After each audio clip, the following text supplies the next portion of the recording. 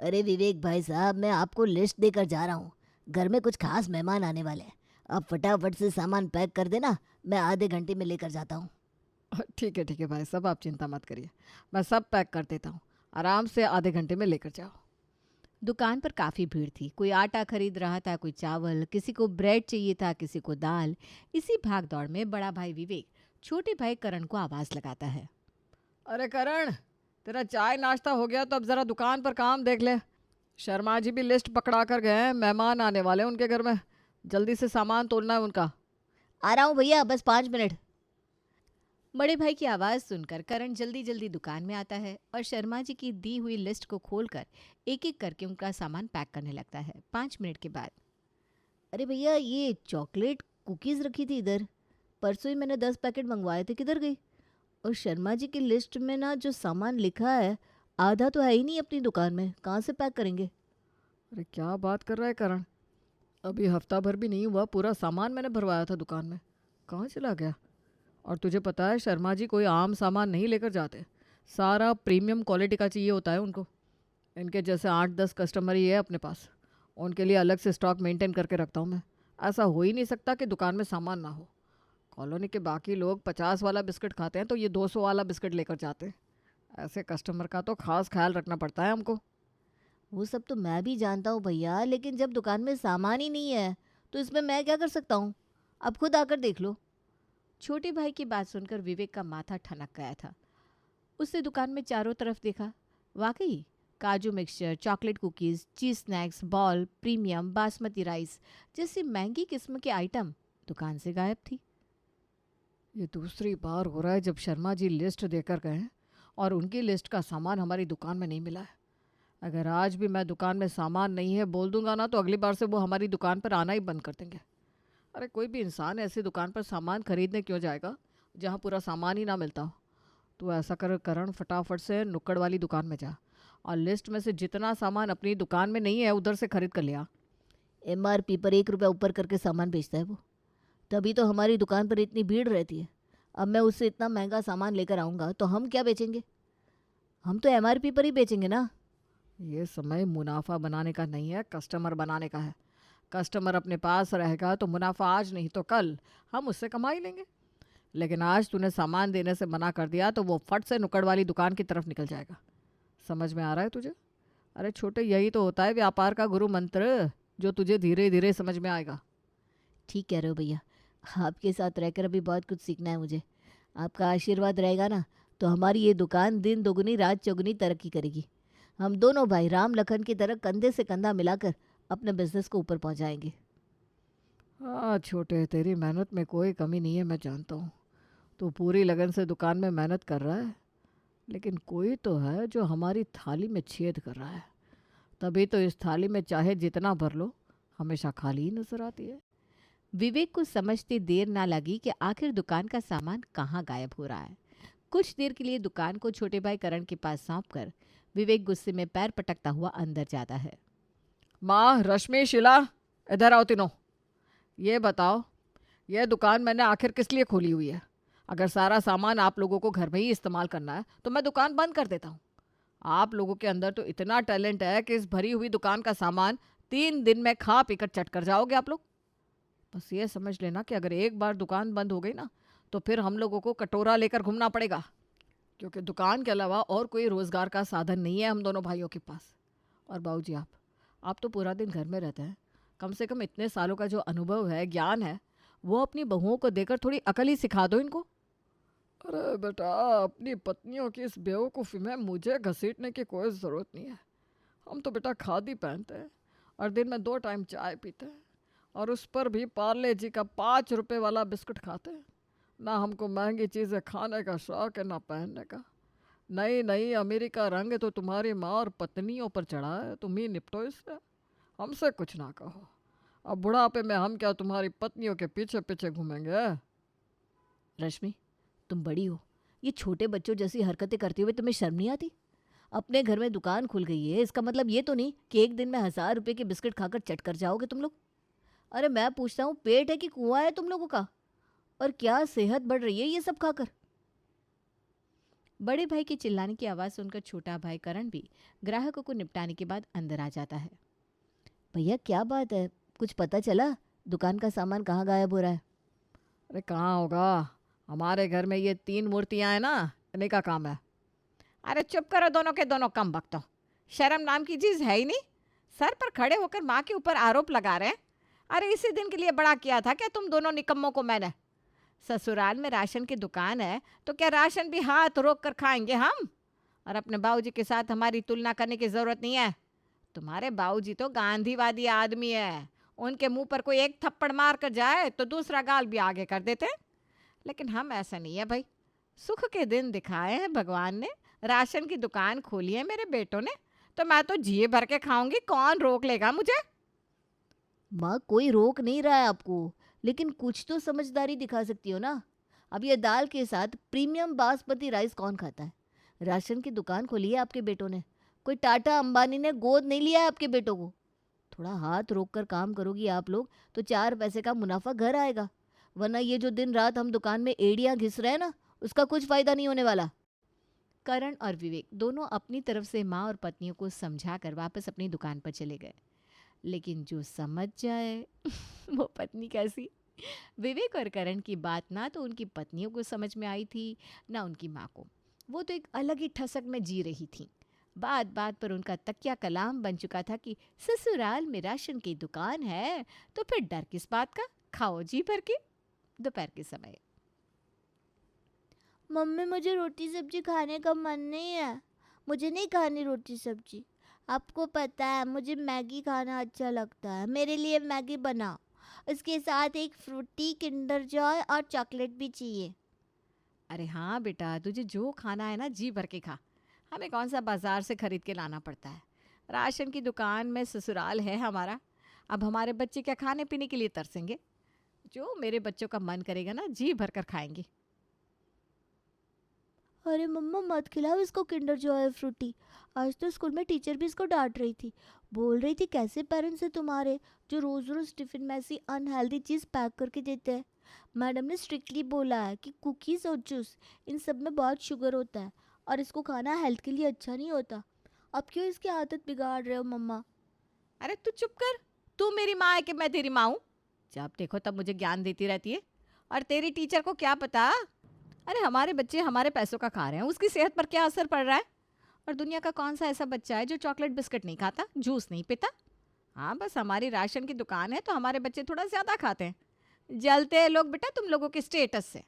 बाकी बच्चों को दिन में 1 चॉकलेट मिलती है, तुम्हें 4-5 मिल जाती है। सबके नसीब नहीं होती ना इतनी सुख सुविधा। बस इसीलिए तुम्हारी टीचर भी ना चिढ़ रही है तुमसे। रश्मि को किसी की भी बात समझ में नहीं आ रही थी। भाभी रहने दो ना, चिंटू का टिफ़िन मत बनाना आज। टिफ़िन ले जाने के लिए मना कर रहा है मेरा चिंटू। बोल रहा है उसको फ्रूट केक दे दे, वही ले जाएगा टिफ़िन में।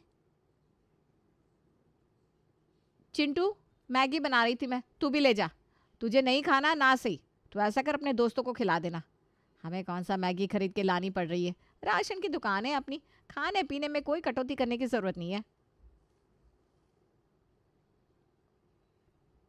ये ले चिंटू, ये तेरे कुरकुरे चिप्स, फ्रूट केक और फ्रूटी। अब खुश?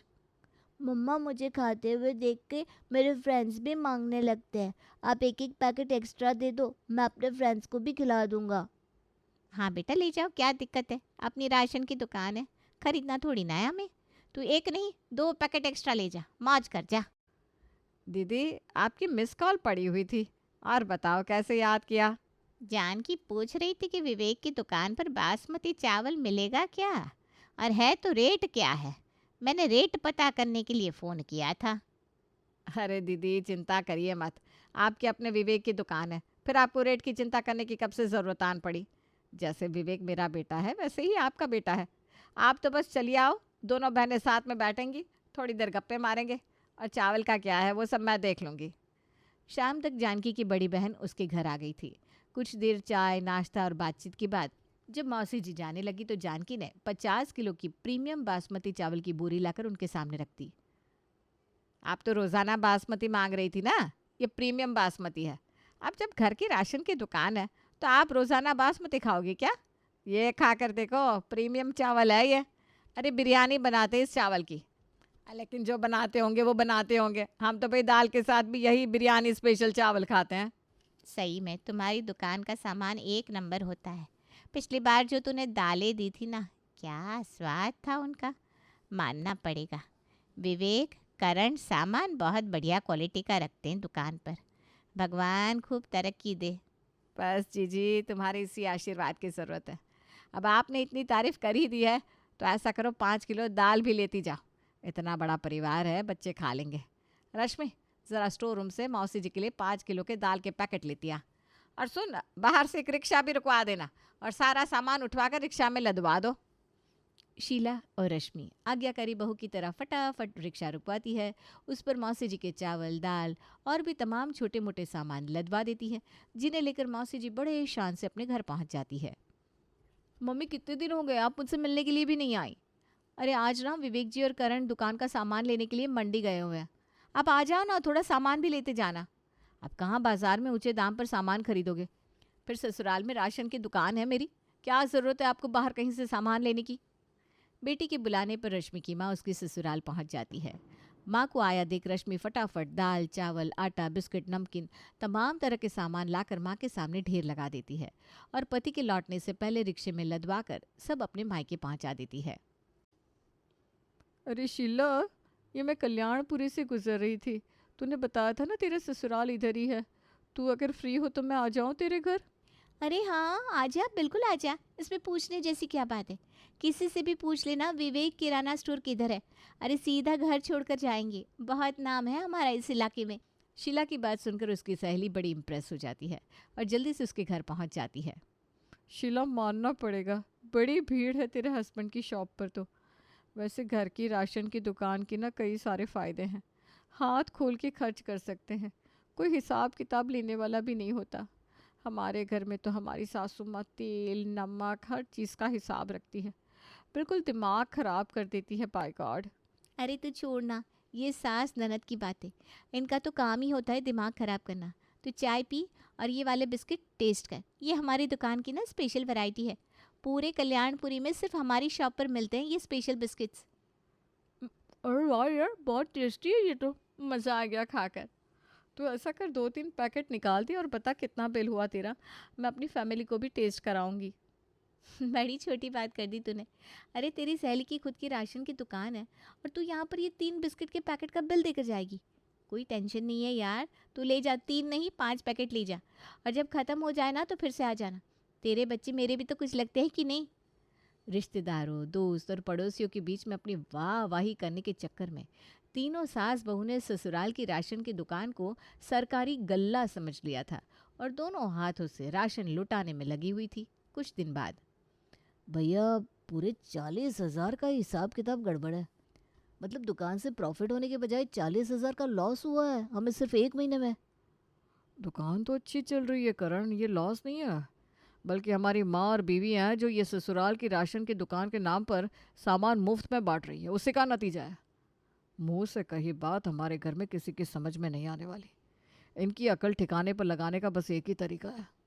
दोनों भाइयों ने मिलकर एक प्लानिंग बना ली थी जिससे घर की औरतों को सुधारा जा सके। एक हफ्ते के बाद, अरे मैं 10 दिन से कह रही हूँ आपसे कि मेरे भाई की शादी है, अब तो सिर्फ एक हफ्ता बचा है, अब तो शॉपिंग करवा दो आप। क्या शादी बीतने के बाद कपड़े दिलवाओगे मुझे? देखो शीला, मैं तुम्हें कोई कपड़े नहीं दिलाने वाला। दुकान भारी घाटे में चल रही है और ऐसे समय में 1 रुपया का खर्चा करने की मेरी हालत नहीं है।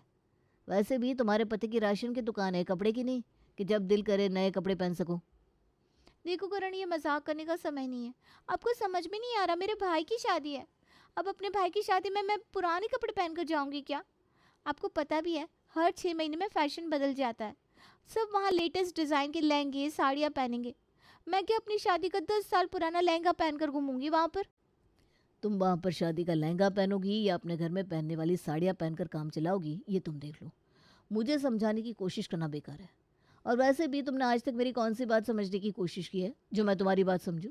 जब से घर पर राशन की दुकान खुली है तब से लेकर आज तक हम दोनों भाई तुम लोगों को लगभग हर रोज़ ये बात समझा रहे हैं कि संभल कर खर्चा करो, ये मुफ्त में बांटना छोड़ दो। लेकिन तुम लोगों को हमारी बात समझ में आती नहीं।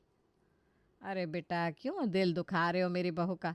इतना पैसा कहाँ ले जाओगे आखिर तुम लोग? समाज में उठना बैठना भी तो होता है इंसान को। क्या बिगड़ गया अगर अपने जानने वालों को थोड़ा बहुत सामान हम लोगों ने गिफ्ट में दे दिया तो? अपने घर की राशन की दुकान है, हम इतना भी नहीं कर सकते क्या? अरे बस भी करो भाग्यवान, इतना कुछ हो गया है घर में लेकिन अभी भी तुम्हें शर्म नहीं आ रही? तुम्हारी राशन की दुकान है तो तुमने खूब राशन बांटा अपने रिश्तेदारों को। तुम्हारे भाई की भी तो कपड़ों की दुकान है। तो ऐसा करो, तुम तीनों सास बहू वहीं चले जाओ और देखो तो सही, एक बार वो अपने कपड़े की दुकान से तुम्हें मुफ्त में कपड़े देते हैं या नहीं। माँ जी, बाबूजी एकदम ठीक कह रहे हैं। हम तीनों मामा जी की दुकान पर चलते हैं। अरे इतने सालों से मुफ्त राशन दे रहे हैं हम सबको, क्या हम लोगों को एक एक साड़ी नहीं दिलवा सकते वो? बाबूजी, अभी इतना भी कलयुग नहीं आया। नेकी का बदला लोग नेकी से ही देते हैं। अब आप देखना, बिना पैसों के साड़ी लेकर आएंगे हम तीनों। तीनों सास बहू सज सवर के सास के भाई की दुकान की ओर निकल पड़ती हैं। वहां पहुंचकर वो तीनों अपने लिए एक एक साड़ी पसंद कर लेती हैं और जैसे ही साड़ी उठाकर चलने लगती है, पीछे से मामा जी उन्हें आवाज़ लगाते हैं। अरे बहन, साड़ी लेकर कहाँ भागी जा रही हो? 16,000 का बिल हो गया है तुम्हारा। बिल यहीं दोगी या घर पहुँचा दूँ? क्या बात कर रहे हो भैया? अपनी इकलौती बहन से बिल लोगे क्या? तुम भूल गए हर महीने राशन का सामान भिजवाती हूँ मैं। मैंने आपसे कभी बिल लिया क्या? देखो बहन, बुरा मत मानना। घोड़ा अगर घास से यारी करेगा तो खाएगा क्या? तूने जो किया वो तेरी मर्जी, लेकिन मैं अपनी दुकान का सामान मुफ्त में नहीं दे सकता। अगर ऐसे ही सबको मुफ्त में साड़ियाँ बांटने लगूंगा तब तो 2 दिन में ही सड़क पर आ जाऊंगा मैं। मामा जी की बात सुनकर तीनों सास बहू अपना समूह लेकर वापस घर लौट आती हैं। क्या हुआ भाग्यवान, खाली हाथ लौट आई तुम तीनों सास बहू? साड़ी देने से मना कर दिया क्या तुम्हारे भाई ने? माफ़ कर दीजिए जी, गलती हो गई हम तीनों से। हम अपनी गलती मानते हैं। आगे से ना तो हम अपनी दुकान का सामान किसी को मुफ्त में देंगे और ना ही घर में एक भी दाना राशन का बर्बाद करेंगे। घर की राशन की दुकान है तो क्या हुआ, सामान तो आप लोग भी बाजार से खरीद के लाते हैं ना, पेड़ पर तो नहीं लगता। हमें अपनी गलती का एहसास हो गया है, हमें माफ़ कर दीजिए। तीनों सास बहू की माफ़ी मांगने पर विवेक, करण और उनके पिताजी उन्हें माफ़ कर देते हैं और फिर उसके बाद विवेक किराना स्टोर फिर से मुनाफे में चलने लगता है। कुसुम की बहू सलोनी का रंग बहुत काला है, इसलिए वो अपनी बहू को बिल्कुल पसंद नहीं करती। कुसुम का बेटा आयुष दिखने में तो बहुत सुंदर है, लेकिन वो दिमागी रूप से बीमार है। इसलिए कुसुम ने उसकी शादी एक काली लड़की से करवा दी, क्योंकि उसके पागल बेटे से कोई शादी नहीं करना चाहता था। माँ, वो देखो कौवा, कौवा देखो कितना काला है। बिल्कुल सलोनी की तरह। सही कह रहा है बेटा तू। वैसे ये कौवा भी तेरी बीवी से ना ज्यादा गोरा है। माँ देखो आ गई सलोनी। सलोनी, मेरे लिए क्या लाई हो तुम? आयुष जी, मैं आपके लिए चॉकलेट मिल्क शेक लाई हूँ। क्या? Chocolate shake? बड़ा मजा आएगा। दो ना दो ना। सलोनी, मैं चॉकलेट शेक पी लूंगा तो तुम मेरे साथ खेलोगी ना? हाँ हाँ, जरूर खेलूंगी। कोई जरूरत नहीं है खेलने की, घर का सारा काम करो बस। सलोनी जल्दी जल्दी अपना काम खत्म करके आयुष के साथ खेलने लगती है। अब सलोनी की सास ये देखती है तो गुस्से से कहती है, सलोनी, क्या कर रही हो ये? कितनी बार कहा तुमसे कि मेरे बेटे से दूर रहो। अपनी तरह मेरे बेटे को भी काला कर दोगी क्या? माँ, जब मैं आपको पसंद नहीं थी तो आपने मेरी शादी आयुष जी के साथ क्यों कराई? अरे मजबूरी थी मेरी, अब जा यहाँ से। तेरी परछाई भी मेरे बेटे पर नहीं पड़नी चाहिए। सलोनी अपनी सास की जली कटी बातें सुनकर भी आयुष की बहुत देखभाल करती है। उसकी दवाइयों का, हर छोटी से छोटी चीज का ख्याल रखती है। एक दिन आयुष छत से गिर गया और उसके सर से खून निकलने लगा। हाय, मेरा बेटा गिर गया, अरे कोई मदद करो। मेरे बेटे को कितना खून निकल रहा है, अरे कोई अस्पताल लेकर चलो। सलोनी वहां आती है और आयुष को लेकर सीधा अस्पताल जाती है। इस दुर्घटना के बाद आयुष बिल्कुल ठीक हो गया। अरे आयुष जी, आपको होश आ गया? कैसे हो आप? तुम सलोनी हो ना? आपने मुझे पहचान लिया? पहचानता कैसे नहीं, मैंने तुम्हें इतना परेशान जो किया है। धीरे धीरे आयुष के सर की चोट ठीक हो जाती है। सलोनी ने हर कदम पर आयुष की बहुत मदद की थी, लेकिन फिर भी आयुष उसे जीवन साथी के रूप में कभी स्वीकार नहीं कर पाता है। माँ, आपने सलोनी से मेरी शादी क्यों करवाई? मजबूरी थी बेटा, तेरी दिमागी हालत ठीक नहीं थी, तुझसे कोई शादी नहीं करना चाहता था। सलोनी के माँ बाप बहुत गरीब थे और इससे भी कोई शादी नहीं करना चाहता था। इसके माँ बाप के भी बहुत हाथ पैर जोड़े, तब वो शादी के लिए राजी हुए। अरे माँ, तो क्या जरूरी था शादी करवाना? मत करवाती। बेटा, मेरी भी तो उम्र हो गई है, मैं तुझे संभालती है घर को। मुझे भी तो किसी की जरूरत थी ना, जो मेरे घर को अपना घर समझकर काम करे, तेरी भी देखभाल करे। नहीं तो अपने इतने सुंदर बेटे के लिए इतनी काली बहू मैं कभी ना लाती। लेकिन माँ, मैं इस काली कलूटी सलोनी के साथ नहीं रहना चाहता। अरे परेशान क्यों होता है? दूसरी शादी कर लेना बेटा। और आयुष ऐसा ही करता है। वो जूली से शादी करके उसे घर ले आता है। आयुष जी, आपने दूसरी शादी कर ली, बिल्कुल भी नहीं सोचा मेरे बारे में। तुम्हारे बारे में सोचकर ही ये कदम उठाया है। मैं तुम्हें पत्नी के रूप में स्वीकार नहीं कर सकता। लेकिन आयुष जी, आप मुझसे एक बार पूछ तो लेते। तू इस घर की मालिक नहीं है जो हर बात तुझसे पूछ कर ही करेंगे। अब ज्यादा बकवास मत कर, हमारे लिए खाने को कुछ बना दे, बहुत भूख लग रही है। सलोनी को आयुष की बेवफाई से बहुत दुख होता है। वो किचन में खाना बनाते समय सोचती है, आयुष जी इतने मतलबी कैसे हो सकते हैं? मैंने क्या कुछ नहीं किया इनके लिए। दिन रात जाकर सेवा की, इस घर को अपना घर समझा, लेकिन उन्होंने मुझे सिर्फ इसलिए ठुकरा दिया कि मेरा रंग काला है। क्या उनकी नजरों में मेरे दिल का कोई मोल नहीं है? सलोनी ये सोच ही रही थी कि तभी वहां पर जूली और कुसुम आकर कहती हैं, ऐ कालो, तुझसे खाना बनाने के लिए कहा था, इतनी देर लगती है क्या खाना बनाने में? तमीज से बात करो। जिस तरह से तुम इस घर की बहू हो, उस तरह मैं भी इस घर की बहू हूँ। तू इस घर की बहू कभी थी नहीं और कभी होगी भी नहीं। तेरी हैसियत इस घर में नौकरों से कम नहीं है, समझी? अब जल्दी से खाना बना दे। एक दिन सलोनी घर का काम कर रही थी, तभी जूली और कुसुम वहां आकर कहती हैं, सलोनी ये ले, मेरी कुछ पुरानी साड़ियां हैं, अब मैं इन्हें नहीं पहनती, तुम ही इन्हें पहन लेना। मैं तुम्हारी पुरानी साड़ी क्यों पहनूं? खाम नौकरों वाला और नखरे महारानी वाले। ठीक है, मत लो। वैसे भी सासू माँ ने तुम्हारे सारे नए नए कपड़े तुम्हारी अलमारी से निकाल लिए हैं। अब तुम्हारे पास यही साड़ी है जो तुमने पहन रखी है। सलोनी, वैसे भी तुझे नए कपड़ों की क्या जरूरत? अब से तू जूली के पुराने कपड़े ही पहनेगी। नहीं माँ जी, मेरे कपड़े वापस करो, मैं अपने ही कपड़े पहनूंगी। अरे सलोनी कौवा, अगर मोर पंख लगा लेना तब भी वो कौवा ही रहता है, मोर नहीं बन पाता। तो कितने भी अच्छे कपड़े पहन ले, रहेगी तो तू काली ही। मैं चाहे जितनी भी काली हूँ, लेकिन आपसे बेहतर हूँ। मेरा तो तन ही काला है, आपका तो मन भी काला है। तभी मेरे सारे एहसान भूल गए आप सब। इस बात पर जूली सलोनी को जोरदार थप्पड़ मारकर कहती है, माँ जी से इतनी ऊंची आवाज में बात करने की तुम्हारी हिम्मत कैसे हुई? अब कुसुम और जूली सलोनी पर बहुत अत्याचार करती, उसे खाने के लिए भी कुछ नहीं देती। एक दिन जूली ने अपने पति और सास से कहा, माँ जी, आयुष जी, आप इस सलोनी को घर से निकाल दो, ये तो दिन पे दिन सर पर चढ़ती जा रही है। पर वो इतनी आसानी से घर से जाएगी नहीं। आप ये घर मेरे नाम कर दो, मैं उस कल्लो को इस घर से निकाल दूंगी। आयुष और कुसुम बिना कुछ सोचे समझे अपना घर जूली के नाम कर देते हैं। अब जूली सलोनी से कहती है, ओए कल्लो, ये पकड़ अपना सामान और निकल जा इस घर से। मैं क्यों जाऊं इस घर से? ये मेरे पति का घर है। ये तेरे पति का घर था। तेरे पति ने ये घर मेरे नाम कर दिया है, अब ये घर मेरा है, इसलिए निकल यहाँ से। सलोनी आयुष से कहती है, सुनिए जी, देखिए तो ये क्या कह रही है। ये मुझे इस घर से निकाल रही है। आपने ये घर इसको दे दिया है क्या? हाँ, ये सही बोल रही है। तुम अब इस घर में नहीं रह सकती, इसलिए चली जाओ यहाँ से। सलोनी जाने से मना कर देती है तो उसकी सास और सातन उसके बाल पकड़कर जबरदस्ती उसे घर से निकाल देती हैं। अब जूली का पूरे घर पर राज हो जाता है तो वो अपना रंग दिखाना शुरू कर देती है। जूली अपनी सास से सारा काम करवाती। सासू माँ, आज मटर पनीर की सब्जी बना लेना।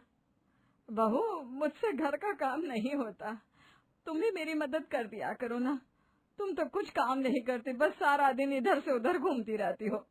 ऐ बुढ़िया, मैं उस कल्लो सलोनी की तरह नहीं हूँ जो आपके इशारों पर नाचूं। अगर आपको इस घर में रहना है तो रहो, वरना आपको भी सलोनी की तरह निकाल दूंगी। अब जूली कुसुम को घर की नौकरानी ही समझती। वो अपने पति आयुष का भी बिल्कुल ध्यान नहीं रखती, ना उसे समय से दवाई देती, ना उसके खाने पीने का ध्यान रखती। अब आयुष की तबीयत भी खराब रहने लगी। तभी आयुष और कुसुम को अपनी गलती का एहसास हुआ।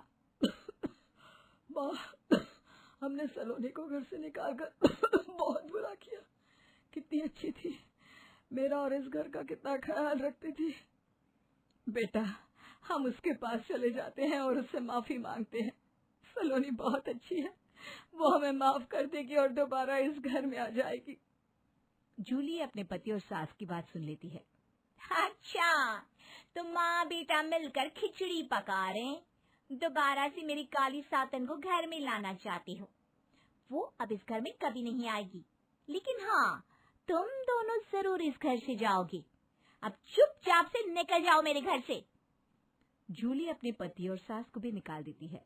वो सीधा सलोनी के पास जाकर उससे माफी मांगते हैं। सलोनी, मुझे माफ कर दो। मैंने तुम्हारे साथ बहुत बुरा किया, जिसकी सजा मुझे मिल गई है। हाँ बहू, हमें समझ में आ गया है कि दिल खूबसूरत होना चाहिए, रंग से कुछ नहीं होता। हमें माफ कर दो बहू। देखो आयुष की तबीयत भी कितनी खराब है। आयुष जी की तबीयत खराब है और मेरी गोरी सातन ने आप दोनों को घर से निकाल दिया, तो आप दोनों को मेरी याद आ गई। अब मैं आप पर भरोसा नहीं कर सकती। नहीं सलोनी, अब ऐसा कुछ नहीं होगा, मैं वादा करता हूँ। वादा तो आपने उस दिन भी किया था जब आपने मुझसे शादी की थी। और माँ जी, आपने मेरे माता पिता से वादा किया था कि आप मुझे बेटी बनाकर रखोगी, लेकिन आपने तो मुझे अपने घर पर नौकरानी बनकर भी नहीं रहने दिया। नहीं नहीं बहू, अब ऐसा नहीं होगा। छोड़िए माँ जी, अच्छा हुआ आप दोनों यहाँ आ गए, मुझे वैसे भी आप दोनों से मिलना था। सलोनी अलमारी से तलाक के पेपर निकालती है और आयुष के हाथ में थमा देती है। मुझे आपसे तलाक चाहिए, इन पेपर पर साइन कर दीजिए और मुझे हमेशा के लिए आजाद कर दीजिए। बचपन से ही मैं अपनी माँ से महाकुंभ के बारे में सुनती आई हूँ। मेरी माँ बताती थी 144 साल में एक बार लगता है ये महाकुंभ। मुझे तो हमेशा यही लगता था कि जब तक ये 144 साल वाला महाकुंभ लगेगा मैं तो कब की मर खप जाऊंगी। लेकिन देखो किस्मत वाली हूँ, 88 साल की हो गई लेकिन अभी भी सही सलामत बैठी हूँ। अरे दादी, मरे आपके दुश्मन, अभी तो आप 10-20 साल और रहोगी। वीर की बात सुनकर दादी हंसने लगी। अरे नहीं बेटा, बहुत जी ली मैं। अब 10-20 साल और जीने की ना इच्छा बची है ना उम्र। तू मुझे बस इस महाकुंभ के दर्शन करवाने ले जा। कुंभ में नहा के जीवन भर के अपने सारे पापों से मुक्त होना चाहती हूँ मैं, ताकि जब ऊपर जाऊँ तो सीधा स्वर्ग का टिकट कटे मेरा। अरे दादी, आपने ऐसे कौन से पाप किए हैं जिसे धोने के लिए आपको महाकुंभ में डुबकी लगानी पड़े? बहुत ठंड हो रही है, यहीं पर गीजर में पानी गर्म करो और बाथरूम में डुबकी लगा लो। अरे चुप कर नालायक, जितना कह रही हूँ उतना सुन। अभी 2 महीना बाकी है, जल्दी से मेरी प्रयागराज जाने की टिकट करा ले। अभी 2 महीना बाकी है ना दादी, क्यों टेंशन ले रही हो आप? मैं कर दूंगा आपकी टिकट। अभी मुझे ऑफिस जाने के लिए लेट हो रहा है, मैं आपसे शाम में मिलता हूँ। दादी को टालने के बाद वीर जल्दी जल्दी अपने ऑफिस के लिए निकल जाता है। एक हफ्ते बाद दादी वीर की पत्नी सीमा से कहती है, वीर को मैंने कहा था मेरी कुंभ के लिए टिकट करा दे, उसने कराई नहीं अभी तक। आजकल तो रोज ऑफिस से लेट ही आता है, मैंने तो कई दिन से देखा ही नहीं उसे। हाँ दादी, ऑफिस में आजकल बहुत काम रहने लगा है। सुबह भी जल्दी ही निकल जाते हैं और रात में भी ऑफिस से लेट आते हैं। जब तक ऑफिस से लौटते हैं आप सो चुकी होती हैं, इसलिए आपने कई दिन से उन्हें नहीं देखा। आप चिंता मत करिए, आज शाम को आएंगे तो मैं उन्हें याद दिला दूंगी। अरे नहीं बेटा, इतना काम है उसके पास, रहने दे, उसे परेशान मत कर। मैं किशन से कह कर करवा लूँगी। और वैसे भी अब इस उम्र में अकेली तो इतना दूर जाऊंगी नहीं, किसी को तो मेरे साथ चलना ही पड़ेगा ना। ऐसा करती हूँ, अपने साथ किशन और रमा बहू का भी टिकट करवा लेती हूँ। हम तीनों बड़े बुजुर्ग गंगा में डुबकी लगा कर आएंगे। दादी जी, ये महाकुंभ है, हमें कौन सा दोबारा देखने को मिलने वाला है? 150 साल तक कौन जिंदा रहने वाले हैं? अगर आप जाएंगे तो हम भी आपके साथ जरूर आएंगे। ठीक है, तो फिर मैं किशन से कहकर सबकी टिकट निकलवा देती हूँ। शाम के समय जब सीमा का ससुर किशन दफ्तर से लौटता है तो दादी एक बार फिर कुंभ स्नान की बात लेकर बैठ जाती हैं। अरे माँ की अब उम्र हो चली है, मुझे तो लगता है सठिया गई है अम्मा। एक बात को पकड़ कर बैठ जाती है। अब ये महाकुंभ का नया तुर्रा पाल लिया इन्होंने। मैं कहता हूँ टीवी देखना बंद करवाओ इनका। पूरा दिन टीवी पर अगड़म बगड़म देखती है और फिर हमारा जीना मुश्किल कर देती हैं। अरे किशन, अब लुगाई के साथ ही गुपचुप करता रहेगा या बाहर आकर अम्मा की भी सुनेगा तू? अब आ रहा हूँ अम्मा, ज़रा थकान हो गई है, चाय बनवाई है, पी कर आता हूँ। अरे नास पीटे, क्या लुगाई के पल्लू के नीचे बैठकर चाय पिएगा? यहीं दे जाएगी तेरी बीवी चाय। क्या अम्मा, तुम ज़रा सा लिहाज नहीं करती हो। अब बेटे बहू वाला हो गया हूँ मैं, घर में मेरी भी कोई इज्जत है कि नहीं? अरे चुप कर नालायक, माँ को इज्जत का पाठ पढ़ाएगा। अब बहू आ जरूर गई है घर में, लेकिन तेरी जवानी अभी कहाँ जा रही है? दुकान से आकर यहाँ 5 मिनट मेरे पास नहीं बैठ सकता, सीधा कमरे में भागता है जैसे कल का ब्याला हो। अरे जाने दीजिए ना, क्यों अम्मा जी मुंह खुलवा रहे हैं आप दोनों को तो अपनी इज्जत की पड़ी नहीं है, लेकिन मुझे बहू के सामने अपनी इज्जत की भजियाँ नहीं बनवानी। इनकी तरफ से मैं माफ़ी मांगती हूँ अम्मा, जाने दीजिए। आप बताइए क्या कह रही थी आप? अब करी ना इस पते की बात। तू ये बता, करा दी तूने टिकट? अरे अम्मा, अभी बहुत टाइम है, प्रयागराज ही तो जाना है, चांद पे थोड़ी ना जाना है जिसके लिए महीनों पहले से तैयारी करनी पड़े। आप चिंता ना करो, मैं सब मैनेज कर लूँगा।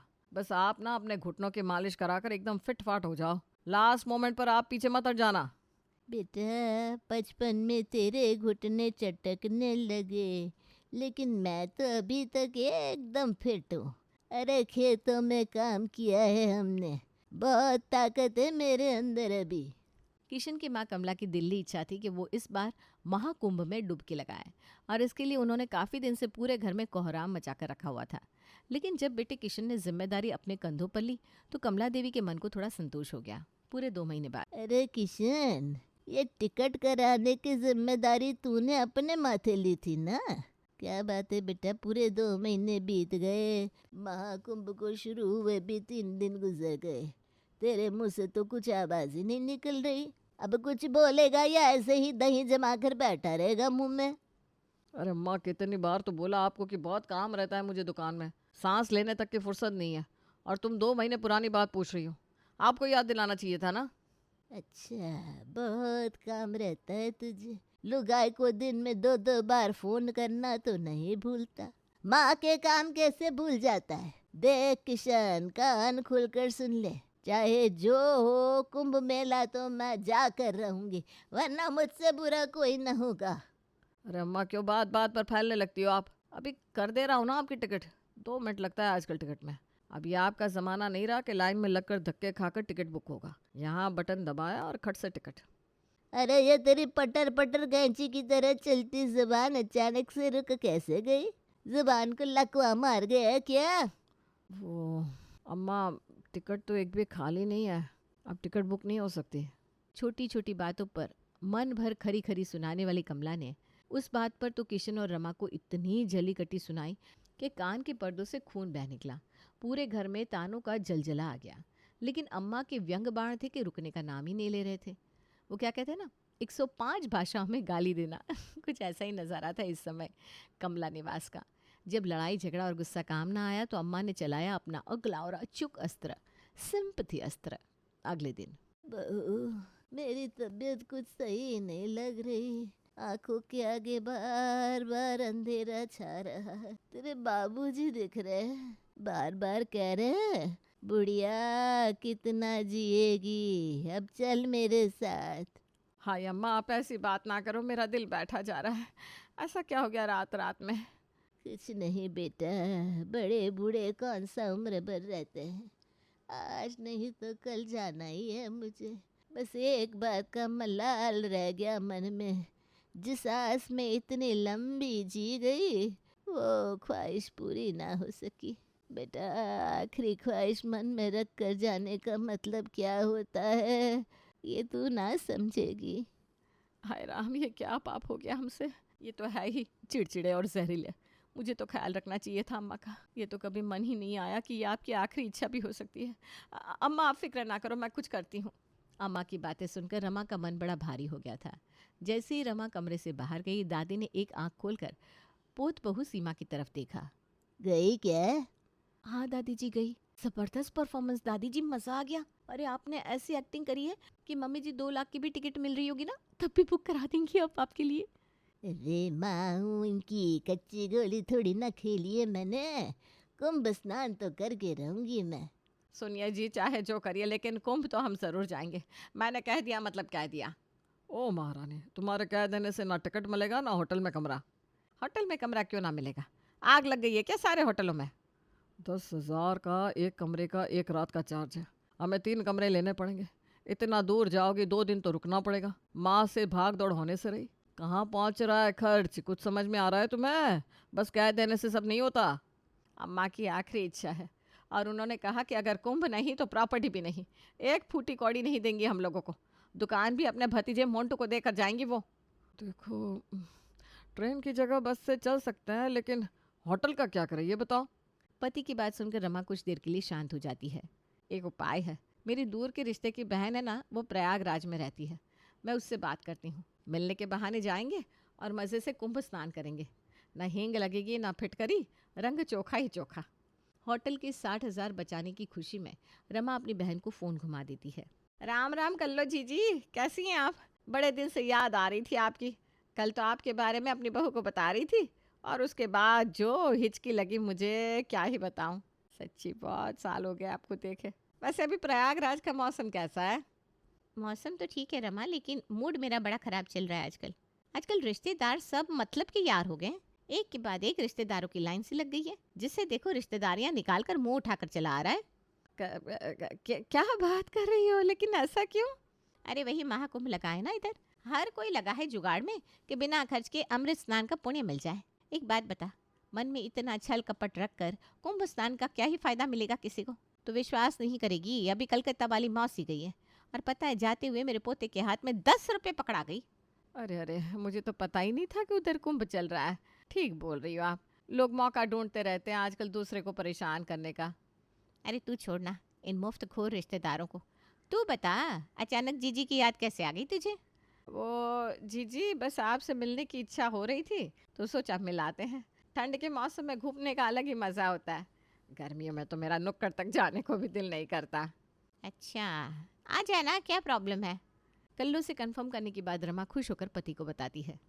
देखिए, रहने का इंतज़ाम तो हो गया है, लेकिन मैंने उसे सच नहीं बताया कि हम उससे मिलने नहीं बल्कि कुंभ मेले के लिए आ रहे हैं। कुंभ दर्शन करने वालों से तो वो पहले से ही उखड़ी बैठी थी। उन्हें बता देती कि मैंने भी इसीलिए फ़ोन किया है तो मुंह की खानी पड़ती। अरे ठीक है ना, फिर हम लोग वहाँ जाकर नाटक करेंगे कि हमें कुंभ नहीं जाना, और फिर बातों बातों में बहाने से स्नान करके आ जाएंगे। बिना खर्च के सब मैनेज हो जाएगा। रमा और किशन ने पूरा प्लान बना लिया था और अब वो पूरे परिवार को लेकर कल्लू के यहाँ पहुँच गई थी। अरे रमा बहू, ये कैसा सस्ता सा होटल कर लिया किशन ने। इतना पैसा कमाता है, दुकान से कोई ढंग का होटल नहीं ले सकता था। क्या कह रही हो अम्मा, ये होटल नहीं है, मेरी जीजी का घर है। हम उनके घर में ही रुकने वाले हैं। कुछ तो सोचकर बोला करो। अरे कौन सी जीजी, तेरी यहाँ प्रयागराज में पैदा हो गई? तेरी बहन तो नासिक रहती है। जब हम उज्जैन गए थे तो उसके यहाँ रुके थे, बड़ी दावत उड़ाई थी उसके यहाँ, काफी खर्चा बच गया था। अम्मा क्या कर रही हो, चुप रहो ना। ये वो जीजी नहीं है, दूसरी जीजी है। आप समझाइए ना इन्हें। अम्मा क्यों गोड़ गोबर किए दे रही हो, थोड़ा चुप रहो ना। खैर, किसी तरह अम्मा को चुप कराकर सभी लोग अंदर आते हैं। फिर कल्लो सभी के लिए चाय नाश्ता लगाती है। अगले दिन, अरे सीमा बहू, तूने तो ऐसा तीर चलाया जाकर खट से बिल्कुल निशाने पर जा लगा। मैं तो सोच सोच कर परेशान थी क्या बहाना बनाकर कुंभ घूमने जाऊं, और तूने तो खुद जीजी के हाथों ही अपने लिए गाड़ी बुक करवा दी। ये हुई ना रमा की बहू वाली बात। रमा की बहू वाली नहीं, इससे कहते हैं 100 सुनार की 1 लुहार की। तुम लोग क्या गोल गोल बातें कर रहे हो, मुझे समझ में ही नहीं आ रहा। दादी आप बस कुछ बोलना नहीं, चुपचाप पहले कुंभ में डुबकी लगाओ, बाकी बातें बाद में बताएंगे। मतलब तुम लोग मिलकर उस कल्लो को पागल बना रहे हो। उसे पता ही नहीं था कि हम लोग यहाँ उससे मिलने नहीं बल्कि कुंभ में डुबकी लगाने आए हैं। तभी मैं कहूँ ये अचानक से प्रयागराज में कौन सी जीजी पैदा हो गई इस बहू की। अरे अम्मा सही बताऊं तो मुझे खुद याद नहीं था कि प्रयागराज में कल्लू जीजी भी रहती है। मैं तो खुद आखिरी बार अपने भतीजे की शादी में मिली थी इनसे, शक्ल भी भूल गई थी। वो तो भला हो सोशल मीडिया का, वहाँ से इनकी सारी डिटेल निकाली मैंने और फिर क्या आ गए यहाँ। आपको पता भी है होटल के कमरे 10-12 हज़ार से कम के नहीं मिल रहे थे। तो तुम मुझे पहले ही बता देती ना। चलो जो कर रही हो सब ठीक कर रही हो। अब तो कल कुंभ में डुबकी लगाने की तैयारी बना लो। एक बार कुंभ स्नान हो जाए फिर हम अपने घर को चले। ठीक कह रही हो अम्मा, हम कौन सा यहाँ पर बसने आए हैं, बस कुंभ दर्शन करने आए हैं। कल फिर रात की ही बस पकड़ लेंगे। इधर रमा का पूरा परिवार कल्लो के साथ चली हुई चाल के बारे में बात करके मजे ले रहा था। उधर दरवाजे पर खड़े होकर कल्लो ने रमा की पूरी बात सुन ली थी। तो इसका मतलब रमा तूने भी मुझे धोखा दिया, तू भी यहाँ पर उन मुफ्तखोर रिश्तेदारों की तरह सिर्फ होटल के पैसे बचाने के लिए आई है। अगर ये बात भी थी तो मुझसे खुलकर कह देती, मैं कौन सा तुझे अपने घर में आने से मना कर देती। लेकिन ये जो तूने मेरी भावनाओं के साथ खेल खेला है ना, इसके लिए मैं तुझे माफ़ नहीं करूँगी। अब तो तुझे मेरे इमोशंस को हर्ट करने की कीमत चुकानी ही पड़ेगी। अगले दिन अम्मा, रमा, उसकी बहू और बाकी के परिवार वाले कुंभ मेला जाने के लिए तैयार हो रहे थे। तभी उनके पड़ोसी गिरती पड़ती हालत में वहाँ आते हैं। कल्लो बहन एक गिलास पानी पिलाओ जरा। अरे भाई साहब, आपकी हालत तो बड़ी बुरी लग रही है। क्या बात है, किसी से लड़ाई झगड़ा हो गया क्या? अरे नहीं बहन जी, लड़ाई झगड़ा नहीं हुआ। वो तो मैं अपने रिश्तेदारों के साथ कुंभ मेला गया था। पूरी रात लाइन में खड़े रहे तब जाकर सवेरे नंबर आया। और उसके बाद भी इतनी धक्का मुक्की, ऐसी मार कूट मची है वहाँ पर। स्नान करने के बाद वहाँ से निकलते निकलते मेरी हालत ऐसी हो गई। मैं तो कह रहा हूँ किसी भी बड़े बुजुर्ग और कमज़ोर दिल वाले को वहाँ जाना ही नहीं चाहिए। मैं तो बस किसी तरह अपनी जान बचा कर लौटा हूँ। क्या बात कर रहे हैं आप भाई साहब? बिल्कुल ठीक कह रहा हूँ बहन जी। अरे घर पर ही गंगा जल से स्नान कर लो, लेकिन वहाँ जाकर तो बड़ी बुरी स्थिति होने वाली है। वैसे आप लोग भी कहीं जा रहे थे क्या? सब लोग तैयार नज़र आ रहे हैं। अब क्या बताएं भाई साहब, हम तो खुद कुंभ ही जा रहे थे। वो मेरी बहन आई है ना, तो हमने सोचा बच्चों को घुमा लाते हैं। क्या बात कर रही हैं आप?